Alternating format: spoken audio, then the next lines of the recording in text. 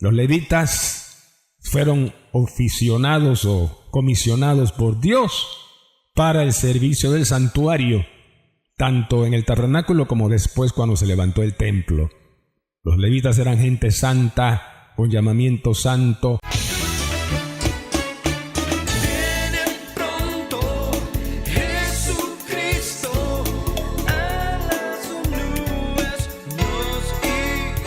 Nos complace presentar Impacto Espiritual, un análisis de noticias de impacto a la luz de la palabra de Dios, proclamando el retorno triunfal y decisivo de nuestro Señor Jesucristo.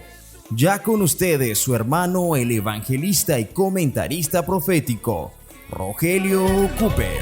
¿Qué tal, amigos? Bienvenidos nuevamente en este día feliz a otra presentación de su programa Impacto Espiritual. Y en una decisión histórica, la Corte Suprema de Israel aprobó una ley que ahora exige que todos los judíos religiosos ortodoxos se registren para ser reclutados al servicio militar.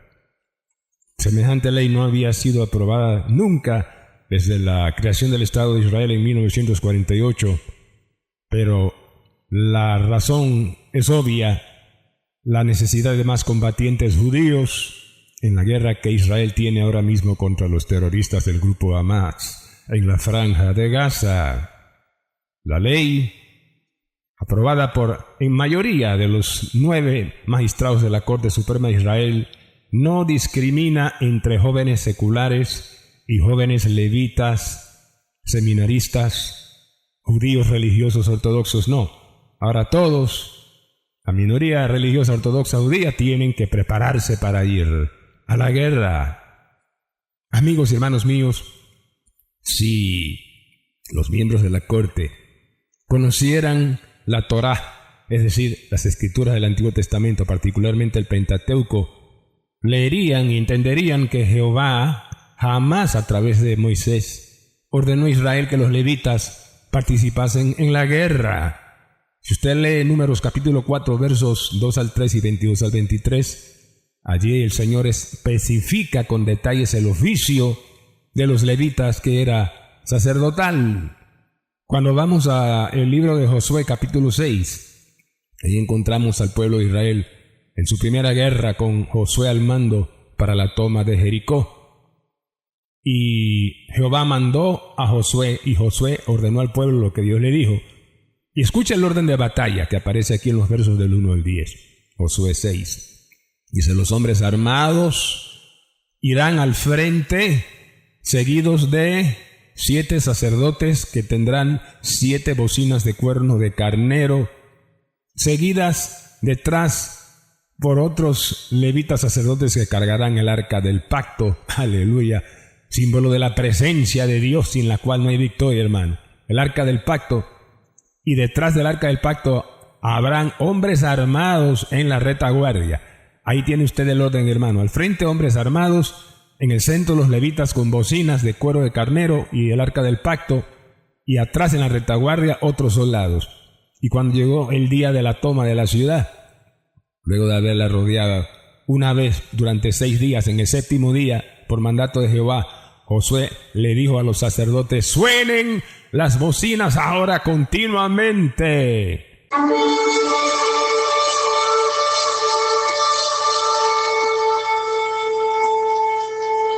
Y después que las hubieron sonado, dijeron al pueblo: ahora griten, griten, gritad, gritad.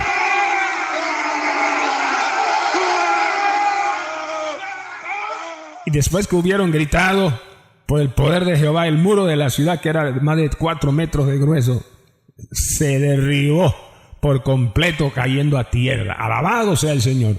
Y los hombres armados de Israel entraron y mataron a todo a filo de espada en la ciudad. No quedó nadie vivo, con excepción de Rahab, que por su fe, al haber escondido a los 2 espías, su familia, ella, todos ellos fueron salvos, solo ellos, pero todos los demás en la ciudad murieron. Gloria sea el Cordero. Y los levitas no participaron para nada en esa guerra, no tomaron ni una sola arma. porque la función de ellos, los levitas, era nada más alabar a Jehová, sonar las trompetas, las bocinas, aleluya, algo espiritual, porque el milagro de la caída de los muros fue algo espiritual, sobrenatural, gloria sea a Dios. Entonces, en resumidas cuentas, los levitas fueron oficionados o comisionados por Dios para el servicio del santuario, tanto en el tabernáculo como después cuando se levantó el templo. Los levitas eran gente santa, con llamamiento santo, apartados por Dios, debían ser gente llena de Dios, saturada de Dios, de la presencia de Dios, para representar a Dios al pueblo y ministrar al pueblo. Gloria sea a Dios. Pero por más que ellos se consagraran, los levitas, hermanos, ellos jamás llegaron a ser reyes. En el antiguo pacto no se podía ser rey y sacerdote a la vez. O se era rey o se era sacerdote. Oh, aleluya, pero en el nuevo pacto todo cambió. Cuando vino Cristo, bendito Jesús, murió en la cruz, resucitó al tercer día, subió a los cielos tras morir por nuestros pecados, se sentó a la diestra del Padre, envió el Espíritu Santo en Pentecostés a la iglesia que se inició, se formó, y de ahí en adelante, ahora sí, los creyentes en Cristo Jesús tenemos el oficio de reyes y también de sacerdotes. Alabado sea su nombre, bendito sea Jesús. Claramente esto el apóstol Pedro lo expresa en su primera carta, capítulo 2, versículo 9, cuando dice: oiga, hermano, mas vosotros sois linaje escogido, real sacerdocio, subraye, real sacerdocio, nación santa, pueblo adquirido por Dios, etc. Aleluya. Y en el libro de Apocalipsis, primer capítulo, versículo 5, Juan expresa el mismo sentimiento y lo divide muy bien. Dice: al que nos amó y nos lavó de nuestros pecados con su sangre y nos hizo, ¿qué cosa? Reyes y sacerdotes, y reinaremos sobre la tierra. Amén. Mira, aquí él divide este pensamiento en dos partes. Uno en tiempo presente y otro en tiempo futuro. Y más que presente, pasado y futuro. A futuro dice: reinaremos sobre la tierra. Es decir, cuando Cristo regrese, vamos a reinar con Él en esta tierra durante el milenio. Es algo futuro. Pero el contexto dice: nos hizo, tiempo pasado, reyes. ¿Cuándo nos hizo reyes? ¿Cuándo te hizo rey, hermano? Hermana, bueno, cuando aceptaste a Cristo, cuando el Señor por su gracia te salvó, te convirtió. Bendito sea el Señor. Desde ese momento te hizo rey. Levante su mano ahí donde está y le dice: Cristo, gracias, porque soy rey. Cristo, gracias, porque soy reina. Aleluya, díselo, hermano, díselo, hermana. Aleluya. Tú eres rey. ¿Y por qué eres rey, hermano? Porque los reyes dominan. Desde que Cristo nos salvó, dominamos el pecado. El pecado ya nos enseñorea de nosotros. Esa naturaleza antigua, caída, que la Biblia llama carne, está crucificada por el poder. Por eso dominamos con el poder del Espíritu Santo. Y por eso podemos decir como Pablo, Gálatas 2:20, con Cristo estoy juntamente crucificado, y ya no vivo yo, mas vive Cristo en mí. Ya no domina el pecado, sino vive Cristo en mí y me ayuda como rey a dominar el pecado, la carne, naturaleza antigua caída que todavía tenemos ahí. Pero como estamos en Cristo, dice Gálatas 5:24, pero los que son de Cristo han crucificado la carne, y dominado la carne como reyes. Han crucificado la carne con sus pasiones y deseos. Por eso procuramos agradar a Dios en todo lo que hacemos y evitar que alguna palabra corrompida salga de nuestra boca. Todo eso es dominado por el Espíritu en nosotros, que nos hace reyes, dominando. Es más, uno de los componentes del fruto del Espíritu Santo es dominio propio. Dominio propio, reyes con dominio propio. Nos hizo reyes, hermanos, aleluya, pero también nos hizo sacerdotes. Y los sacerdotes, alabado sea Dios, tenían una responsabilidad y era interceder. Un sacerdote es uno que intercede a favor del pueblo, y nosotros como sacerdote, hermano, podemos interceder. Tú puedes interceder y debes interceder por tu familia, por tu madre, por tu padre, por tus hijos, por todos los que aún no son salvos, para que el Señor les quite la ceguera espiritual de Satanás, puedan ver la luz de Cristo Jesús y salvarse antes del rapto. Gloria sea su nombre. Sacerdotes para interceder por tu ciudad y por tu nación. Mira, tú jamás quizás te sientes en un parlamento o una asamblea de diputados o vayas a una casa presidencial, pero intercediendo en oración. Aleluya, tú llegarás a esos lugares en el Espíritu Santo, porque con tu oración y en respuesta se moverá el brazo de Dios y tocará corazones de miles de personas en el país que tú ni te imaginas, y habrá bendición para la patria. Alabado sea Dios. Nos hizo reyes que dominan el pecado y sacerdotes que interceden a favor de este mundo perdido. Gloria sea a Cristo, gloria al Señor. Pero hermanos, esta es una gran ¿cómo podríamos decirlo? Un gran privilegio ser sacerdotes, pero también implica una gran responsabilidad. Responsabilidad, sí, porque tenemos una vestidura sacerdotal. ¿Cuál era el vestido del sacerdote Aarón? Si vamos a Levíticos capítulo 16, versos 3 al 4, ahí Jehová da instrucciones y dice: cuando Aarón entra al santuario, entrará con un becerro para expiación y un carnero para el holocausto, y vestirá la túnica santa, subraye, de lino, cubrirá sus cuerpos con calzoncillos de lino, se ceñirá el cinto de lino y sobre el cinto de lino pondrá una mitra de lino también. Dice el Señor: estas son las vestiduras santas con que se vestirá Aarón tras lavar su cuerpo con agua. Observe, hermano, que en esta porción, Levítico 16:4, la palabra lino del vestido aparece 4 veces. Y cuando vamos a Apocalipsis capítulo 19, verso 6, cuando se habla ahí de la iglesia que se ha preparado para las cenas y las bodas del Cordero, dice que a ella se le ha concedido que se vista de lino fino, oiga, de lino fino, limpio y resplandeciente. Gloria sea su nombre. Y más abajo dice que el lino fino es las acciones justas de los santos, es decir, la experiencia del creyente santo. Esta vestidura entonces representa la santidad del creyente en su experiencia, porque hay 2 tipos de santidad, hermano. Hay que explicar eso rapidito. Una es la santidad posicional.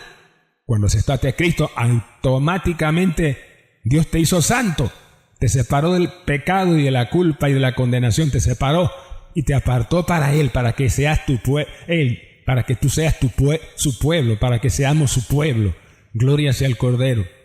Somos santos posicionalmente, pero hay otra santidad y es la experiencial, la de la experiencia, y esa santidad se va desarrollando con nuestras acciones y prácticas en el día a día, en el diario vivir.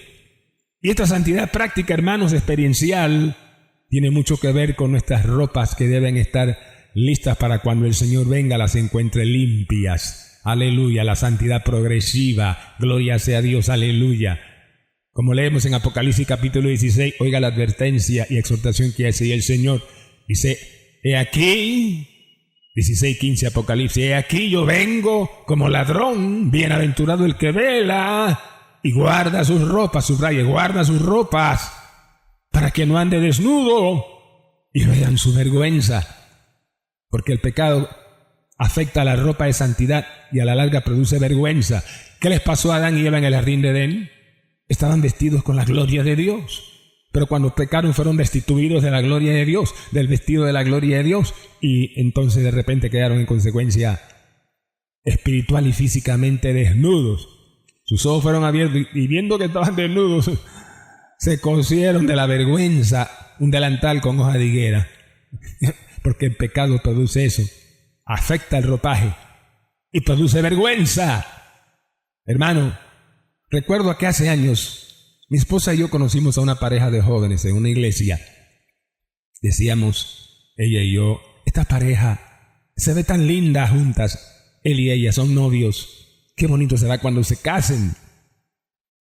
El tiempo transcurrió, llegaron los preparativos para la boda, Pero hermanos, 2 o 3 semanas antes de la ceremonia, una hermana en la congregación que nos aprecia se nos acercó y nos dice: hermanos, ustedes que aprecian esa pareja de jóvenes cristianos novios, Dios me ha revelado algo que me ha puesto muy triste. Y bueno, ¿y qué fue eso? Dice: el Señor me reveló, me mostró que los dos andan en fornicación y quieren aparentar una santidad que no tienen. Yo dije: sí, hermana. Padre Santo. Fui y hablé con el hermano, el novio, y le dije: hermano, la hermana fulana de tal me contó esto y esto, que ustedes están teniendo relaciones sexuales antes del matrimonio. ¿Es eso cierto?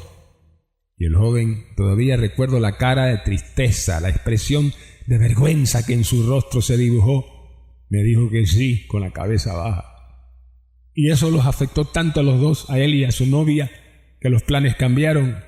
Y en vez de una ceremonia pública como ella había soñado, tuvieron que conformarse con una ceremonia de boda ahí en la oficina pastoral. Y ya, lamentablemente, ese matrimonio no funcionó. Con el tiempo se separaron y se divorciaron. Aleluya, hermano, porque el pecado afecta la vestidura de santidad, la rompe y expone nuestra vergüenza. Oh, hermanos, cuidado, Dios es bueno, su misericordia es para siempre. Aleluya, la gracia de Dios es abundante, Cristo nos perdona. Oh, hermanos, con un amor amplio, con riqueza de misericordia y de gracia. Dios misericordioso. Oh, maravillosa gracia que nos salvó. Pero, hermanos, no abuses de la gracia. No abusemos de la gracia. Porque abusar de la gracia es sinónimo de libertinaje. Usar la gracia como excusa para pecar. Y eso es triste. Y eso es exactamente lo que sucedió en la iglesia de los Corintios. Una iglesia con cristianos espirituales y carnales. Los espirituales eran hermanos preciosos que venían de una sociedad helénica inmoral. Algunos de ellos fueron adúlteros, otros fornicarios, otros ladrones, estafadores, homosexuales, homicidas, etc. Pero Cristo llegó a su vida y los transformó al oír la prédica de Pablo cuando fundó esa iglesia ahí.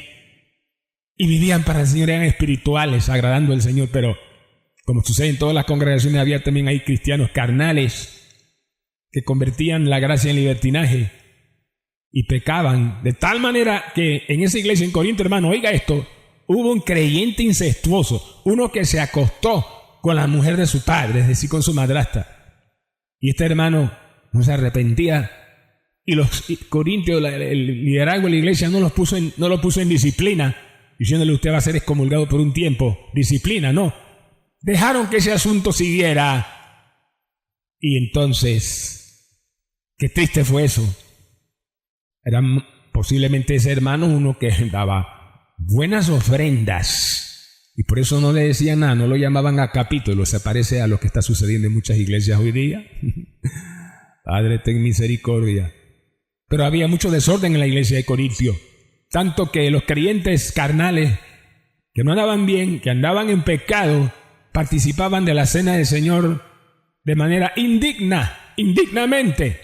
Y eso obligó a Pablo a escribir su primera carta en el capítulo 11, versículos 23 en adelante, instrucciones, porque les dijo que cualquiera, dice que comiere y bebiere sin discernir el cuerpo y la sangre del Señor, juicio come y bebe. ¿Oyó usted eso? Juicio come y bebe. Por lo cual, dice Pablo, hay muchos enfermos y debilitados. Muchos enfermos y debilitados. Oiga, hermano, esto. Hay enfermedades, no siempre, no todos los casos son iguales, pero hay enfermedades que son productos directos o indirectos del pecado en la vida del creyente. Pecados no confesados, que pasa el tiempo y no arreglan sus cuentas con Dios, se enferman y se van debilitando más y más. Por lo cual, dice Pablo, hay muchos enfermos y debilitados, y aún, dice Pablo, algunos duermen, es decir, murieron. Hermano, la forma más severa de la disciplina de Dios, de un Dios que nos ama, y el Padre que ama a su Hijo disciplina y castiga, la forma más severa de disciplina de Dios es cuando Él tiene que permitir la muerte de un creyente y lo quita y se lo lleva de aquí antes de tiempo al cielo. ¿Por qué? Como dice Pablo, porque dice, siendo juzgados por el Señor, somos juzgados por Él para que no seamos condenados con el mundo. ¿Oyó usted eso? A veces Dios tiene que quitar a algunos creyentes y los lleva rapidito ahí arriba para que no tengan que ser castigados con el castigo eterno, terrible, que les espera a los que mueren sin Cristo y en sus pecados. Oh, por eso dice Pablo en esta porción, así que hermanos, si nos examinásemos a nosotros mismos, no seríamos juzgados por el Señor. Hermano mío, Dios tiene la responsabilidad, oiga esto, la responsabilidad de guardarnos salvos, de guardarte salvo hasta el final. Dios está comprometido en eso y lo hará, no fallará. Pero en cambio nuestra responsabilidad es guardar nuestras vestiduras santas hasta el final. Y en eso nosotros sí podemos fallar. Oh, hermanos, el Señor nos ayude. Por eso el apóstol Pablo dice en Filipenses capítulo 2, verso 12, ocupaos pues con temor y temblor en vuestra salvación. Ocupaos con temor y temblor en vuestra salvación. Recordando la exhortación, la advertencia, Apocalipsis 16:15, donde Cristo dijo, he aquí vengo como ladrón. Bienaventurado el que vela y guarda sus ropas, para que no ande desnudo y vean su vergüenza.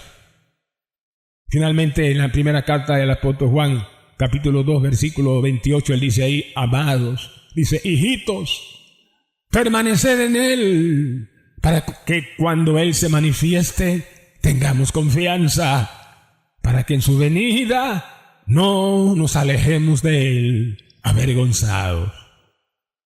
Oremos. Padre Santo y amado, gracias por esta palabra. Hermano que estás ahí al lado de tu radio, tu dispositivo, este es el momento de arreglar tus cuentas con Dios si le has fallado.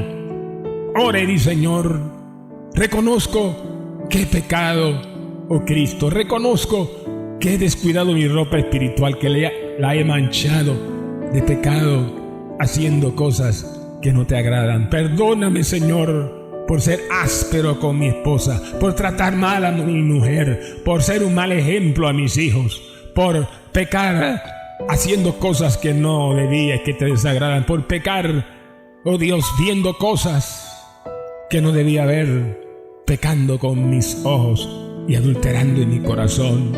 Oh Cristo, perdóname, lávame con tu preciosa sangre, límpiame de toda maldad al confesar mis pecados, Señor.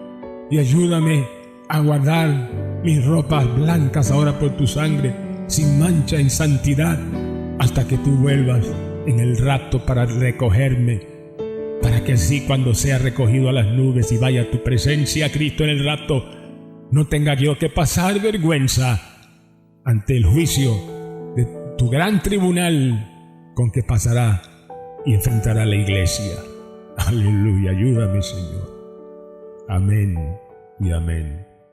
Oh, amigo, tú que me escuchas, que eres religioso, que vas a una iglesia, tienes vestidura religiosa, pero no ropa de salvación. En Mateo 22:11 aparece ahí la parábola del rey y las bodas. Dice Cristo, el rey hizo una boda, convidó a muchos, y cuando llegó al lugar donde se celebraría la boda, vio a uno que estaba sentado sin vestido de boda. Y le preguntó, ¿cómo entraste aquí sin vestido de boda? Mas él enmudeció. Entonces el rey dijo, echadle en las tinieblas de afuera, allí será el lloro y el crujir de dientes. Amigo mío, el infierno está lleno de gente con ropaje religioso, que nada más tenían eso por fuera y nada de salvación por dentro, y están ahí lamentando y en tormento. Pero ahora ven a Cristo para que tengas vestidura de salvación de verdad, no religiosa de tus propias obras, porque dice la Biblia que nuestras justicias propias son como trapo de inmundicia. Pero ven a Cristo y dile, Cristo, perdona mi hipocresía religiosa. Oh Cristo, salva mi alma, vístela con ropas de salvación de verdad. Ahora, Señor, límpiame de todo pecado. Reconozco que en la cruz llevaste el castigo que merecía. Límpiame ahora con tu sangre. Salva mi alma. Dame la vida eterna y gracias por escribir mi nombre en los cielos, en el libro de la vida.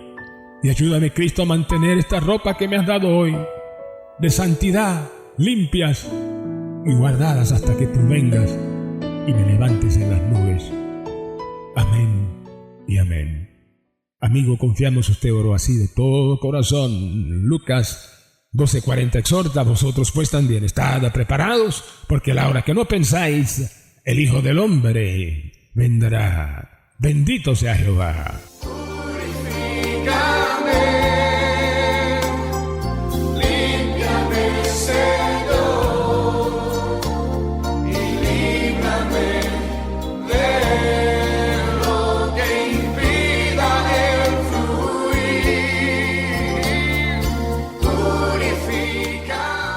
Bien, amigos y hermanos míos, en el día de hoy disertamos acerca de nuestro real sacerdocio, programa número 2426, con el mensaje titulado Guardando nuestras ropas en santidad hasta que Cristo vuelva.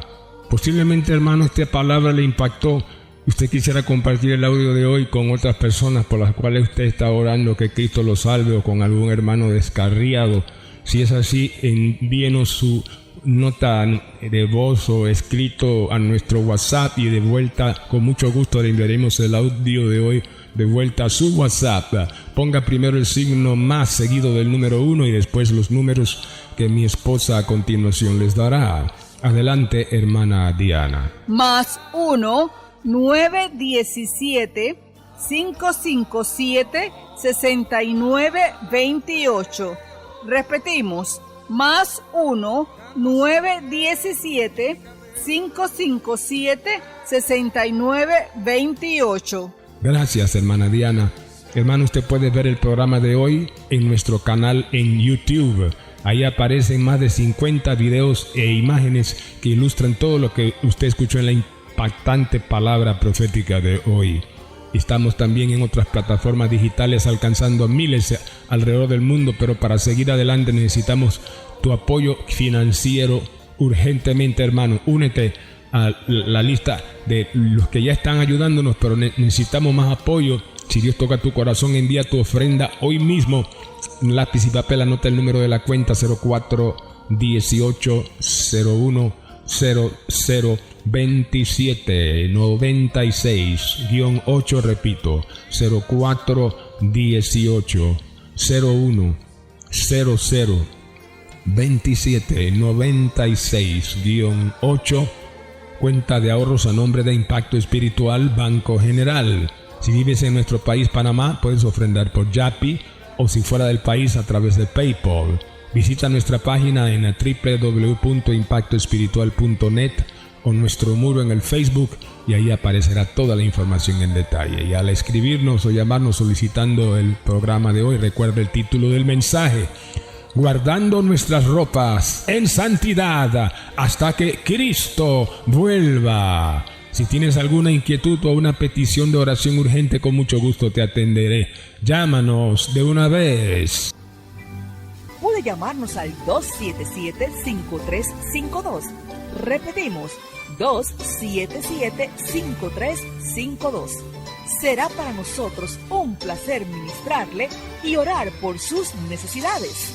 A nombre del hermano Cooper, su comentarista profético, nos despedimos hasta la próxima semana, cuando presentaremos otro Impacto Espiritual.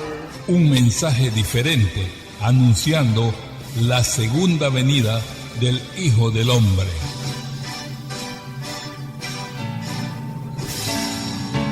Gracias por escuchar Impacto Espiritual. Si te gustó nuestro contenido, danos un like, suscríbete, comenta y comparte para que sea de bendición para otras personas. El Señor te bendiga.